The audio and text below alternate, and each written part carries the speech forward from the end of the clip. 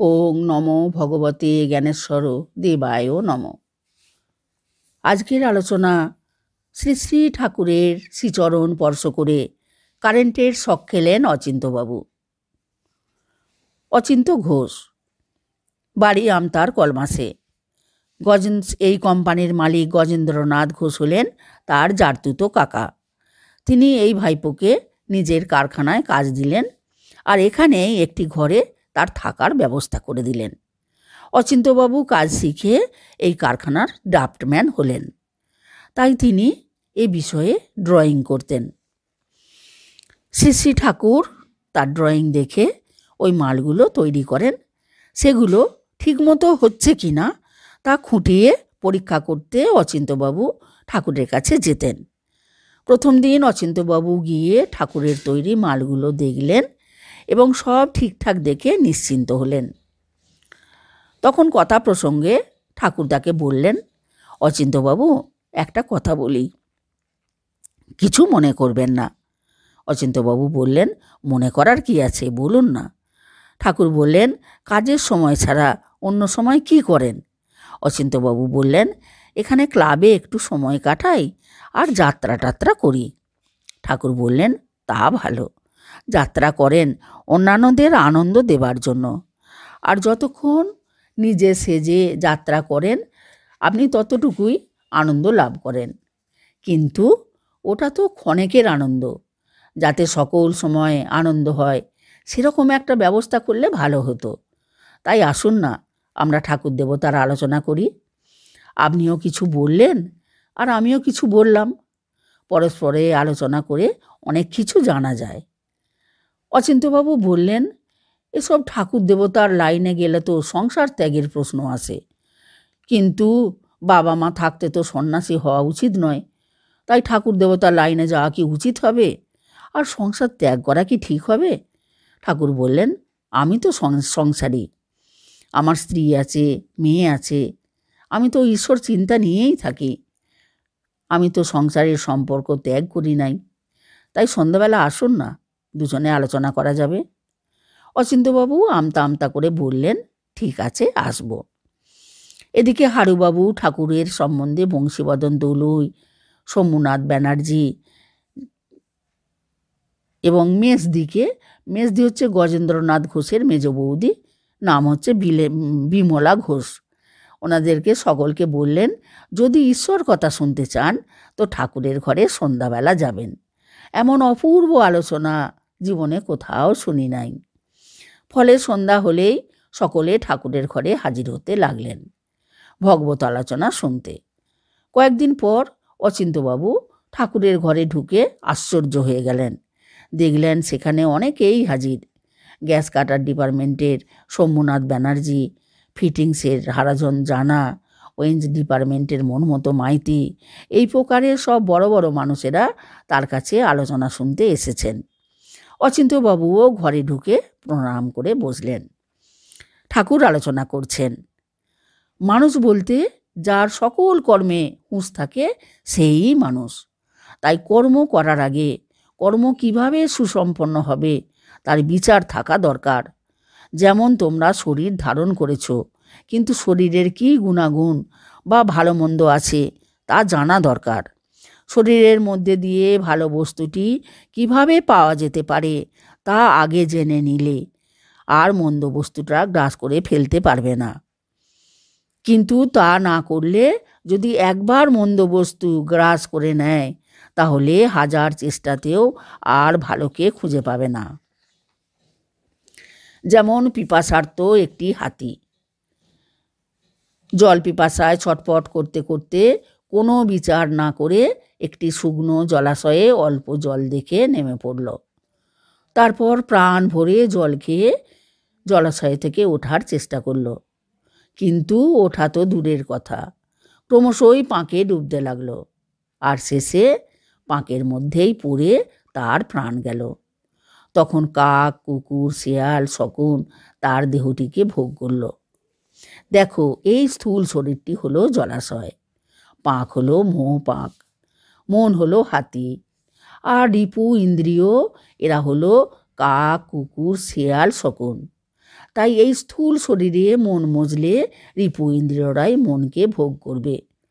মানুষ ভাবে সে ভোগ করছে, আসলে এই রিপু ইন্দ্রিয়রাই তাকে ভোগ করছে। এই প্রকারে মানুষ রিপু ইন্দ্রিয়দের দাস হয়ে কর্ম করছে। এই রিপু ইন্দ্রিয় বৃত্তি অষ্টপাশ এরা ছিল জীবাত্মার দাস, কিন্তু জীবের চৈতন্য মন বুদ্ধিকে এরাই বন্দি করে ফেলেছে। অর্থাৎ রিপু ইন্দ্রিয় বৃত্তি অষ্টপাশ মানুষের আয়ত্তে থাকার কথা ছিল, কিন্তু তা না হয়ে ওরাই নিজেদের ইচ্ছায় মানুষকে ঘোরাচ্ছে। তাহলে কর্ম করবে কে? তাই মায়াই কর্ম করতে আরম্ভ করেছে, আর সকলকে তার আয়ত্তে এনে জীবকে অন্ধকারের অতলে ঠেলে দিয়েছে। তাহলে এই অবস্থা হতে মুক্তির উপায় কি? মুক্তির উপায় হলো আত্মবিচার।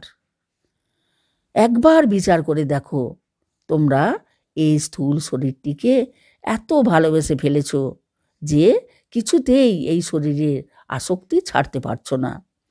শরীরের বাইরের রূপটিকে তোমরা ভালোবেসেছ, কিন্তু এটা তো নারকেলের ছোবা। শ্বাস থাকে নারকেলের ভিতরে। এই শরীর যার সৃষ্টি, সেই ব্রহ্ম আত্মা ভগবান তো এই শরীরের মধ্যে বর্তমান। শরীরকে না ভালোবেসে তাকে ভালোবাসো।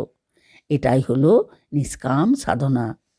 আমি আমার ভাব ত্যাগ করে সবই ঈশ্বরের, এই চিন্তা করে তার কাজ করে যাও, তখন কেবল আনন্দ পাবে।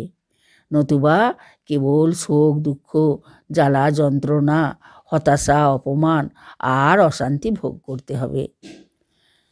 এতদিন তো সংসার করলে, কিন্তু কি পেয়েছো বলো? সারা জীবন সংসার করলে একজনেরও মন জয় করতে পেরেছো কি? প্রকৃতপক্ষে তোমাকে কেউ ভালোবাসে না। যদি কেউ ভালোবাসে, সেটা স্বার্থের ভালোবাসা। তবে সন্তানের প্রতি মায়ের ভালোবাসায় কোনো খাদ থাকে না। আসলে সকলে ভালোবাসা পেতে চায়, কিন্তু ভালোবাসতে জানে না। ভালোবাসতে গেলে আমিত্বকে ত্যাগ করতে হয়। আমিত্ব অর্থাৎ আমি জ্ঞানের অহংকার, আমার আমার করা। আর আমিত্ব চলে গেলে ভালোবাসা এসে হাজির হয়। আমিত্বে আছে জ্বালা যন্ত্রণা দুঃখ আর স্বার্থপরতা। আমিত্ব নাশ হলে কেবল আনন্দ। আমিত্ব নাশ করবে কেমন করে? সেবা ভাবে। ঈশ্বর জ্ঞানে সকলের সেবা করবে, ভাববে সকলে সুখী হোক, আনন্দে থাকুক। এটা হলো নিষ্কাম ভাব। এই নিষ্কাম সাধনার মধ্য দিয়ে তুমি দাস্যগৌরবভাবে পৌঁছাতে পারবে।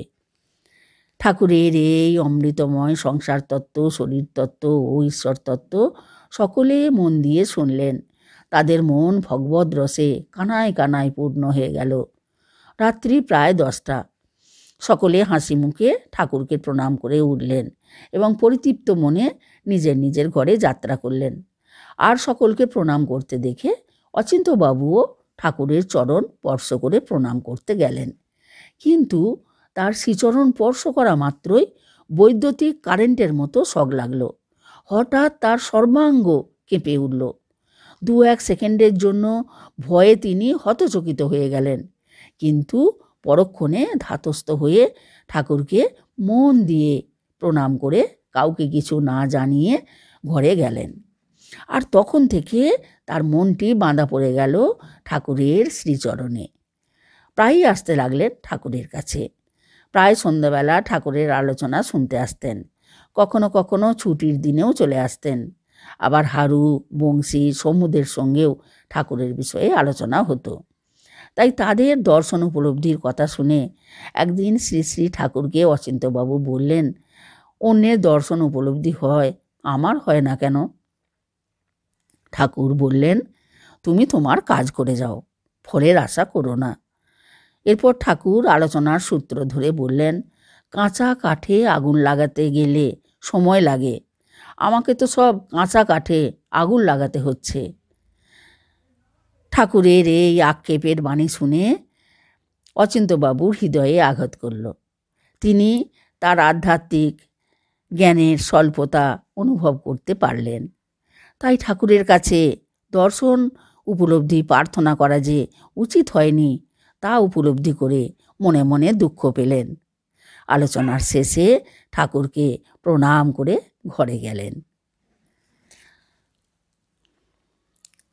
আজকের আলোচিত অংশটি শ্রী শ্রী ঠাকুরের লীলা কথা বালী পর্বের প্রথম খণ্ড থেকে আলোচনা করা হলো।